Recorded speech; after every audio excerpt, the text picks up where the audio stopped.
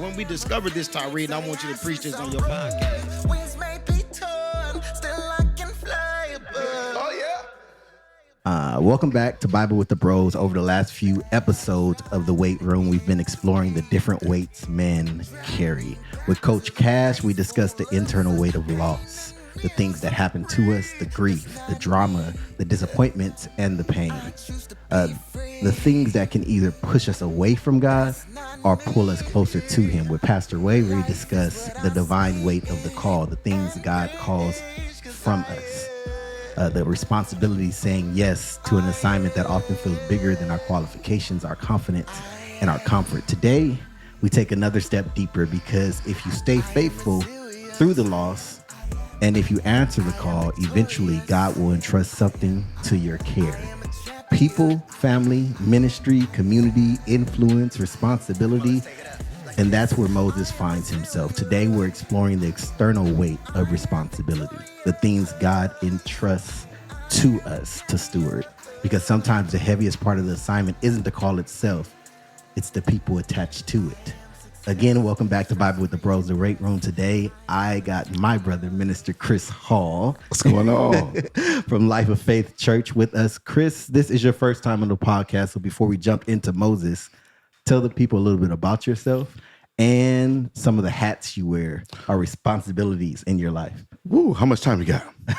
We got all the time you need, brother. All right, let's do it. So I am a minister at my church, Life of Faith, 8109 South Hoover. That's it. I'm also a worship leader. I've been a worship leader for about 20 years now. Go ahead and hit something for us. Hit something for us. Take us in a little bit. What's your go-to song? What's my go-to song? Yeah, what's your go-to song? Go-to song would be, ooh, gosh, so many. A go-to song, our God is greater, our God is stronger, God, you are higher than any other, our God is healer, awesome in power, our God. That's it. Our God. That would be a go-to song for me. I am a husband. Yeah. We've been married now for 14 years. I have 3 beautiful daughters, 10, 7, and 6 months. Whew. Yeah, pray for me. Pray for me. 3 daughters. And 3 daughters that are extremely busy. And I work a full-time job. I work at a credit union. We deal primarily with the sheriff's department. So I manage a call center. That's just a small portion of what I do. I also do community outreach. On a really large scale, actually. So I do community outreach on Hoover Street. Yeah. So we hand out food, we give out groceries, we give out canned goods, and then we also do events to be able to give out backpacks and school supplies and feed for Thanksgiving and make sure we give out blankets for Christmas. And, we do a lot. So I'm really excited for all the things that God put in my hands. Well, while we're on that topic, when is the outreach, the monthly outreach at Life of Faith? So every second Saturday, we have a group called Helping Hands. Yeah. So every second Saturday of every month, if you come to 8109 South Hoover, we're giving out groceries. So we're giving out frozen proteins, chicken and steak and pork and bacon and Italian sausages. And then we're giving out vegetables, we're giving out milk, we're giving out eggs, and it's absolutely free. Yeah. So if you know anybody in the community that's in need or just needs grocery, bring them on. What's the importance of the church being that resource for the community? Well, see, I'm really big on identifying what's going on in the community. Yeah. So on Hoover Street, it's really important because you kind of learn that in particular area is struggling with being able to have the things that they need for their children or the things that they need for their households. Some are struggling to eat day by day. So to be able to have that resource is amazing. Yeah. It's amazing. And I'm learning that not too many people reach out to the community. So not even just food, but making sure that people get medically checked or make sure we have resources for homes and shelter and Section 8 and, just different resources for the community. So it's definitely been something new that's been in my hand, but I'm having a blast. And the monthly outreach is new, but you've been in outreach for a while. Oh, yeah. I've been doing outreach for a minute. I actually been doing community outreach since I was 21. I got saved when I was 21 years old. Yeah. And I was really blessed and fortunate to meet my brother, Kevin Milburn. Yeah. And one thing that Kevin Milburn taught me was to always be a giver. Yeah. So, we put emphasis on giving our tithes and offering. He showed me the emphasis on being able to sow into people, sow into lives, and sow into families. Yeah. So we would normally, we would walk communities and we would grab people and then we would feed people and we would give them a word and we would do praise and worship and then we'll pray for them. Like it was amazing. So it was just something that always stuck out to me. Yeah. So it's a burden for me.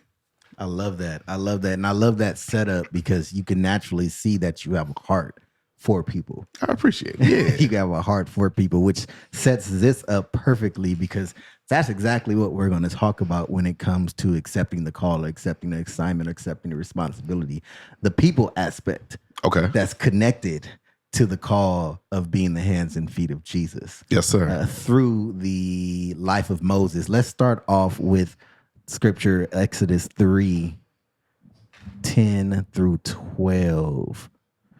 It says, "Come, I will send you to Pharaoh that you may bring my people, the children of Israel out of Egypt.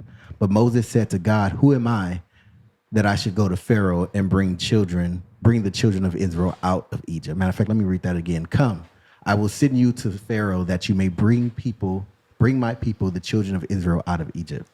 But Moses said to God, who am I that I should go to Pharaoh and bring the children of Israel out of Egypt?" Weight of identity before we even talk about the responsibility. What's interesting about Moses is that before he ever carried the weight of people, he carried the weight of his own identity. Moses was born a Hebrew, but raised Egyptian. He tried to defend the people and became a fugitive. Then after years of exile, God called him back to deliver the very people he once tried to save. Before Moses had a people problem, he had a Moses problem. Minister Hall, Moses' story begins with an identity crisis. He spent years wrestling with who he was before God ever revealed what he was called to do. Looking back, who was Chris Hall, BC, before Christ? And what were some of the identities, labels, or mindsets that shaped you before Christ? Well, I'll be honest with you. Trying to identify who I was in Christ has always been difficult for me. Yeah. Especially at 21, I came up starting to come to church. I've been in church since my whole life, by the way. I started developing a relationship with God when I was 21. Yeah. So me at 21, trying to understand who God is while I'm watching all these amazing people stand up and in confidence and sing and preach and minister and do, that was an identity crisis for me. So when I was taught what praise and worship was, and I had to take the time to develop my identity in it.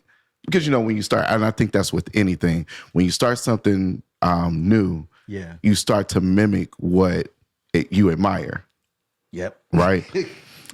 So I was one of those. I mimicked who I admired. I wanted to sing since I was 5. Yeah. One of my favorite singers was Jamie Foxx. What I would do is I would mimic his concerts and mimic his voice and mimic his runs. Yeah. I thought in my mind, I was Jamie Foxx. I was Jamie Foxx.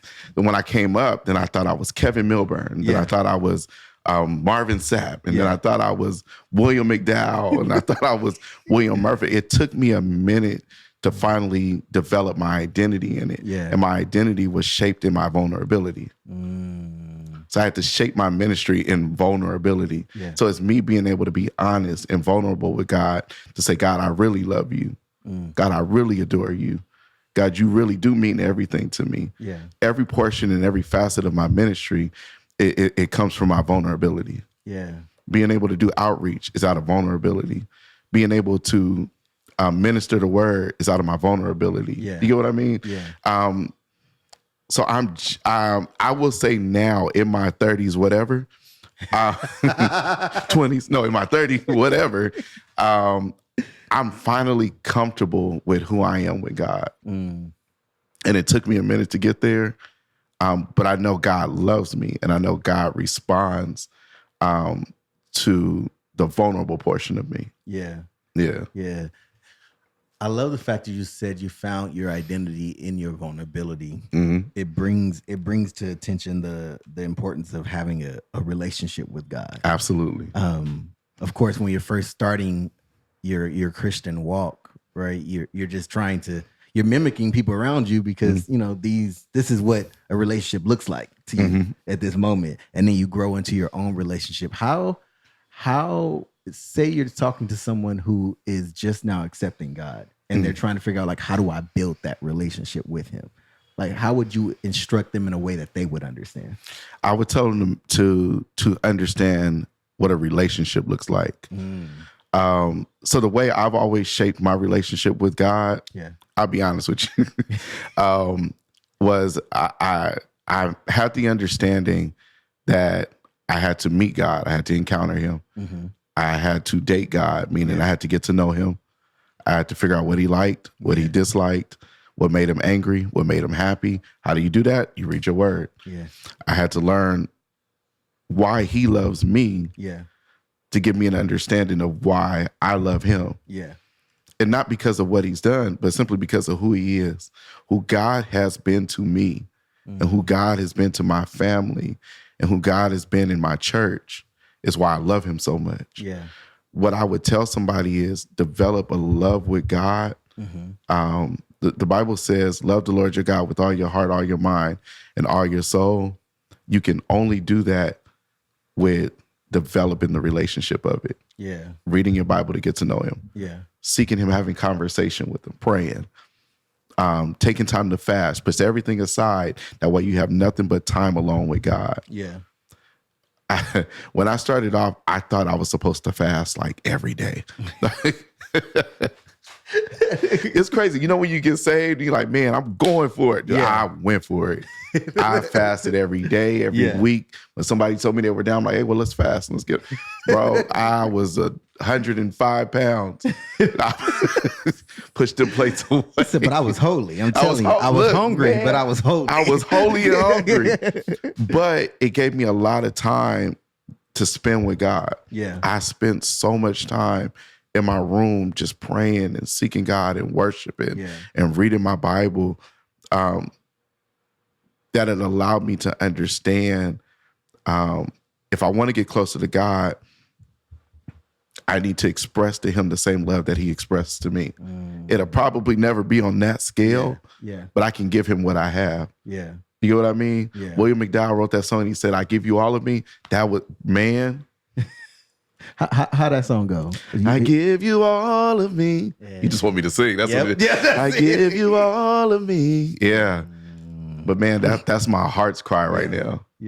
Absolutely. William McDowell is one of my favorite worship artists. Out there. I think he has a song called where he says, "Wrap me in your arms." Sing it. How it go? I'm not sure if I remember, but it's a part of it that says, "Take me to that place, Lord, yes, sir, to that secret place where I can be with you, yes, sir, and you can make me like you. Wrap me in your arms, yes, sir. Wrap me in your arms, wrap me in your arms." And it's just the intimateness of that. Like, strip down everything. I don't want the lights. I don't want the noise. I just want to be in your presence. Absolutely. And absolutely, man. And when you relate that to dating and just dating and building a relationship, you get to the point where, like, you know what? All I want to do is be with you. Absolutely. All I want to do is be with you. I was actually talking to one of the young kings today, and they were saying, yeah, me and my girlfriend, you know, we don't even really go places anymore. Sometimes we just like to sit and talk for hours. I said, you've reached a spot in your relationship where it's getting real. It's because you don't need the distraction of we're going jet skiing or we're going to mini golf. No. We just need to talk. We just need to talk. We just need to be in each other's presence. That's beautiful. That's good, man. Yeah. Yes, sir. All right. For me and a lot of guests that I've spoken with, one of the hardest parts of following Christ is learning how to let go of who we were before we were saved while growing into who God says we are now. Can you tell us about a time when the tension between the old Chris before you were saved and the new Chris, when that tension became heavy?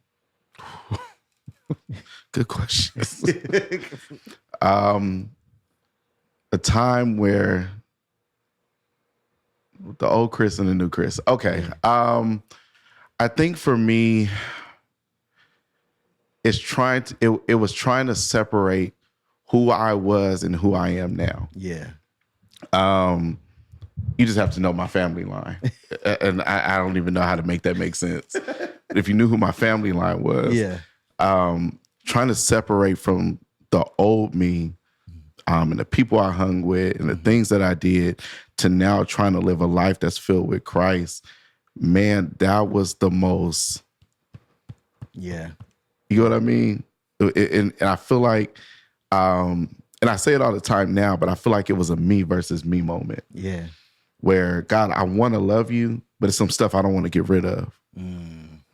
And I think if we're truly honest with ourselves, there was a time in our lives where we wanted to live this life of holiness, but it was a sin that I just did not want to get rid of. Yeah. And I'm I just want to be. I get it. You know, and I think now I just kind of came to a place now where it's I can't do this life without God. I'm not gonna cry, but I think COVID taught me a lot. Yeah. COVID taught me a lot. I lost a lot of really, really important people in my life and people that I thought were superheroes. And I'm like, and you took a superhero? Yeah. But it really put me in a place, if I can be honest, where I had no other choice but to trust and rely on God. Because that thing would have took my mental capacity. Yeah. That thing would have took me back in a different direction. And it was my constant cry out to God and my constant worship that kept me where I am right now. Yeah. Yeah, man. Where would I be if you left me? Yeah. When I was our previous episode, Pastor Ray, he was saying that's one of the songs that really weighs heavy on him, that God, you sustain. Yeah. That you sustain in the middle of it all, you remain the same. Like you sustained me. And that part where he says, where would I be if you would have left me? And he says, I don't want to know. And then he switches and he said, I will never know. Right. Because when you really develop a relationship with God, you realize that he's never not present with us. Even when we don't feel him. Absolutely. Absolutely, man. Even when we don't feel him. Was there a season when you felt caught between the man you used to be and the man God was calling you to become? So more than just the tension, was there an actual season where you just had to fight a lot harder than normal? And I think you talked about that when you were talking about losing people. Oh, yeah. Yeah. Definitely. I think if I allowed it to, it was really designed to pull me out of ministry. Yeah. If I allowed it to. Yeah. So I think that was two-sided, because I also think that was God trying to get my attention. Yeah. Yeah. I'm one of those people, if I can be honest, I was a big baby during COVID. When I started losing people, I didn't want to talk to God. Yeah. Yeah. I didn't want to pray. Bro, if it wasn't for my pastor, and I mean that, if it wasn't for my pastor, I would have walked away. Yeah. What pulled me back in, our bishop passed the week of Easter, a resurrection. That Sunday, my pastor decided to preach. Yeah. He decided he wanted to encourage the people, and we needed it. Yeah. Me, him, and a musician, and an armor bearer, stood in that church, and we led worship. He preached to the people. We did it in pain, but I needed that push. I needed God to respond. I noticed that how God responds to me is always through worship. Yeah. And it's because I'm the most open and the most vulnerable. I don't know if that's for anybody else. Yeah. But for me, I'm the most vulnerable in worship. Yeah. So because I'm the most vulnerable in worship, I was able to lead worship that Sunday in an empty building, singing to a camera. Yeah. Before live streaming and all that was a big thing. Yeah. Man, the hardest thing I ever did. But when I tell you, I know God was with me and I know God is with me, that was a pull for me. But that brought me back to where I needed to be. The heart of a worshiper. Yes, sir. The heart of a worshiper. Woo. You say worship in pain. Man. Well, look. There's a I actually hit up Courtney on Sunday after worship because like I lost my father on Father's Day and his birthday. Oh wow. So his birthday fell on Father's Day that year. So the weekend of Father's Day is always like very, very heavy because while everyone is celebrating their father, right? Grieving. I'm grieving. So I woke up Sunday morning and I was just like, I think I want to sit and I'll do it online. Like I'll watch it online. And I thought about Courtney because I remember she talked about the fact that she lost her father who she was close to. Me and my father have I've talked about it on the podcast, but we have a very hard relationship. Right? Okay. So a lot of feelings come up during this time. And I was like, I wonder how hard it is for her to stand up and lead worship on Father's Day when she does not have her father who she was very, very close to. And I was like, and I know she's going to be there.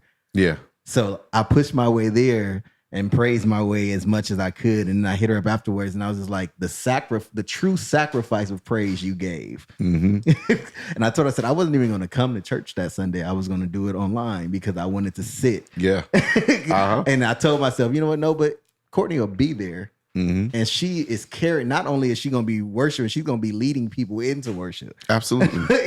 So it's like that, the heart of a worshiper. And like, you don't even realize like how much of a testimony your resilience or your decision or your yes is to people that know your testimony. Absolutely. like they're like, I know where you would be if God wasn't here. Bro, look. That's why I tell people all the time, man, make sure your worship is for real. and I think for a lot of worshipers or for a lot of people, let me just switch that around because you don't have to be a singer to be a worshiper. Not at all. I think for worshipers, if you really allow yourself, your worship is your opportunity to let it all out. Yep. It's your opportunity to cry. It's your opportunity to scream. Yeah. It's your opportunity to yell. And I can say this for my sister Courtney, man, what she poured out on Sunday was an encouragement for me. Yeah. Man, for somebody that's lost a lot, it was a blessing. And I knew her dad very well. That was my guy, Pastor Nathan Kimbrough, man. But to be able to pour out in the magnitude that she did, and to be able to disconnect from her hurt and to be able to say, God, I still love you. Yes. Bro, that's a real cry. Yeah. That's a sincere cry. Yeah. That's a vulnerable cry. That's vulnerability. Man. Yeah, her response to me was, I decided a long time ago that my yes will be in season and out of season. Regardless of my feeling, my yes will stay the same. And I was like, I'm going to save this. Put it on the wall somewhere. Man, brother, that's real. Because man. Okay. I'm captivated. I'm rearranging. And I'll never be the same with just one look. Falling in love with Jesus. Falling in love with Jesus. Falling in love with Jesus. It was the best thing I've ever done. In his arms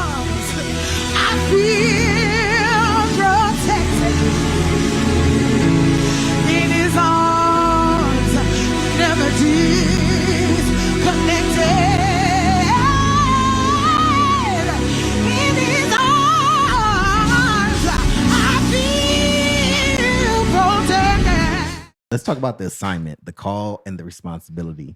Okay. When Moses encountered God at the burning bush, his first response isn't excitement, it's insecurity. Mm-hmm. He says, "Who am I?" Have there been moments where God entrusted you with responsibilities before you felt ready for it? Absolutely, man. How much time you got? I'm gonna give this example. So my great grandmother, Yeah. my great grandmother was the glue to my family. Yeah. Amazing woman. Mhm. I mean, she was. My great grandmother had shoe boxes of tapes. Yeah. Of just her pastor or preachers that she just loved. She was the glue to my family. When she passed away, I felt like this heavy weight fall on me. So who I am to my brothers, who I am to my family, who I am to my extended family, who I am to my in-laws. Yeah. There was a weight that I felt and a responsibility that I felt in that call that I don't want to say I'm just now okay, but I'm okay carrying that burden now. But was it difficult? Absolutely. There was an insecurity that I had because I didn't think I was smart enough. Yeah. I didn't think I was wise enough. I didn't think I was equipped enough. I'm really no man. I'm the kid from north side of Long Beach. North side. I'm in my mind. I'm really nobody. To be able to carry the weight of leading worship or to be able to stand before people and minister God's word at that, because I think if you're a word carrier, man, that's a heavy weight.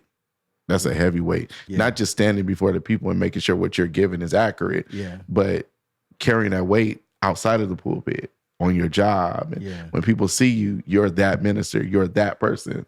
You're the word carrier. Yeah. When I come to you, I'm coming to you because I know you're the word carrier. Yeah. So to be able to carry that weight, I had a lot of insecurities. Man, I didn't think I was equipped for it at all. And that cancels out the feeling that I feel like when God calls me, I have to be totally sure of the call. You can do it afraid.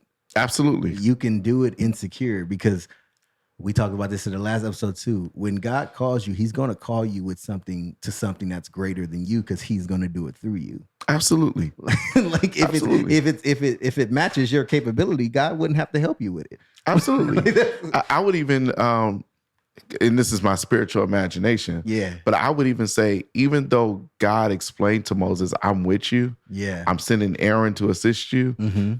It don't mean he still didn't do it afraid. He still didn't do it with his stutter. He still didn't do it, feeling like he was less than or that he couldn't articulate. No, he just said yes, and he did the assignment. Yeah.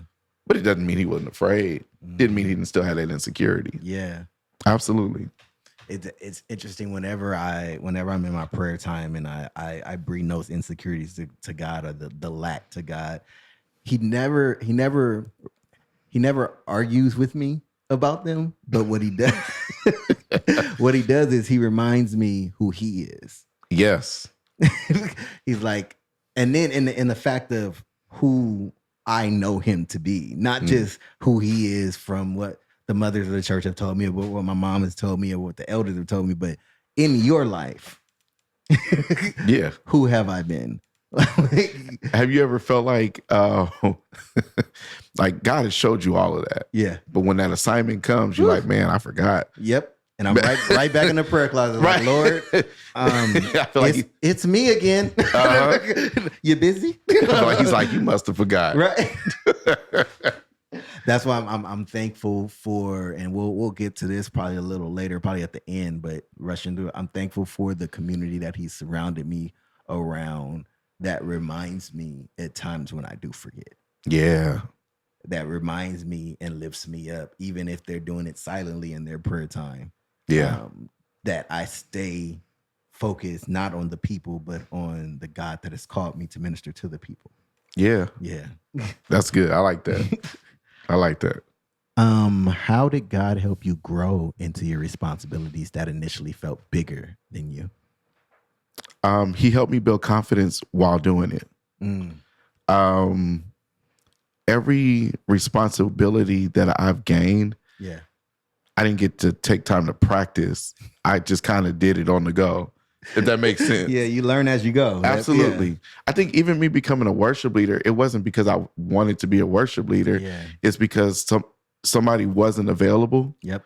And I had to pick up the microphone. Yeah. And I was like, oh, okay. Now let's talk about that. Okay.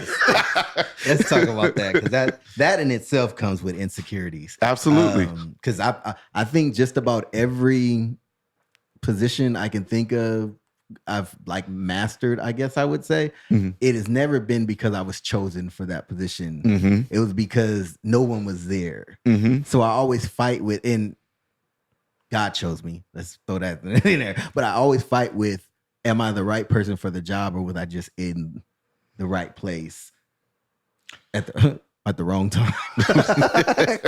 Like, I always fight with that insecurity. Like, would you have rather had someone else, but because I was here? And it comes at a time where God reminds me again, like, who is the one that orchestrates everything? Yeah. See, I feel like God always kind of positioned me. Yeah. So with every assignment that I've ever had, God has always found a way to surround certain people around me. Yeah. To help me develop the gifting that He gave me. Yeah. So although I was kind of thrown into it, Yeah. I'll meet somebody like a Tyree to say, hey man, well, if you study, like God always positions people in my pathway. Yeah. And even it was a time where I was kind of done with church. Yeah. I was like, if I do it, I do it. If I don't, I don't. And it's so interesting how I got positioned at my home church. Yeah. I actually got positioned meeting my pastor at an event. Yeah. He was preaching at. I didn't even know he was a preacher. Yeah. We just had a conversation one day. I had never heard him preach. Yeah. He decided to take me to a ham bones. He was like, hey, every time I go to an event, you've been leading worship. I wanted to see what you thought about coming to my church to lead worship. Never would have thought that his father would have spoke a word into my life that would have changed the foundation of what I thought, of how I responded, of how I felt, and would have led me back to him. Yeah. You know what I mean? Yeah. Like, God always finds a way to position us into the things that we're called to. Yeah.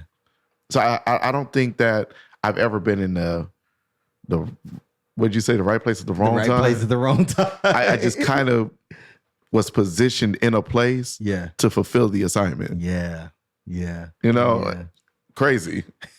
Like, oh, okay, who knew? Okay, God.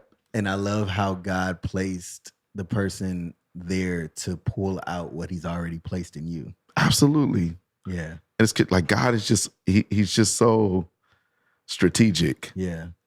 Yeah. I think that would be the best way I can explain. God is just so strategic. Yeah. As a person who's always sought development, I think that gives me hope, I guess. Yeah. And okay. And encouragement. Because I think a lot of things I've always had to learn. Yeah. As I go. Mm-hmm. And the people that I thought were going to develop had other plans. And I think, like, hearing, and I've always heard stories of people like, hey, yeah, this person developed me, or this person developed me. I'm just like, Lord, what? Am I not doing something right? Like, what I do? What is the formula to this exactly? I'm like, Moses, who am I? When we discovered this, Tyree, and I want you to preach this on your podcast. Oh, yeah. Have you ever found yourself carrying responsibility for people that God never intended you to own? Yeah. Yeah. Okay. Let's do it. All right. How do you distinguish between stewarding people and feeling responsible for fixing them?